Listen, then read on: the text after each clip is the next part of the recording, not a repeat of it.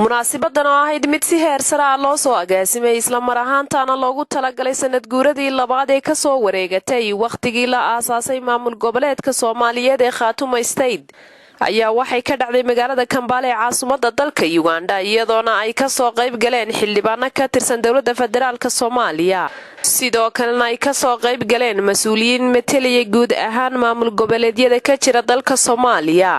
arday haween odayaal dhaqameedyo culimo awdiin iyagoo dhammaantoodna u hambalyeynayay Khartoum State khudbadii munaasabadda si toos ah u bilaabatay kadib markii ay soo buuxdhaafiyeen hoolka boqolaal qof oo huwan dhar ay ku soo xardheen astaanta calanka maamul goboleedka Khartoum ugu horreyn waxa goobta ka hadlay gudoomiyaha jaaliyadda Khartoum Abdul Farax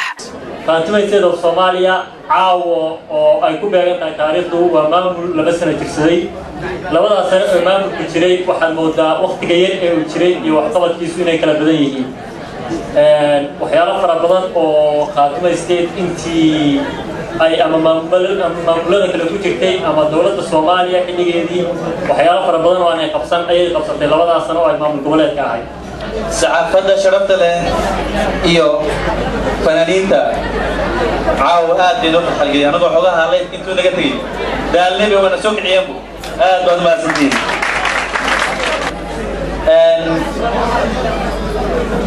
Khartoum State of Somalia waxaan sidaan ognahaybo Soomaaliya hadda waxay ku jirtaa waxa loo federalism intaas oo state oo soo magacaabay ayaa waxay ka koobnaan karaan hal dawlad oo Soomaaliya federalism so macnaheedu waxay tahay haddii mid ka mid ah la ignoreeyo hadafka aan leenahay ma gaarin sool iyo sanaag iyo cayn waxaa la maamul goboleed nabadeed weeye loogu talagalay dadkan hadafkiisa iyo shucuurtiisa inay ku muujiyaan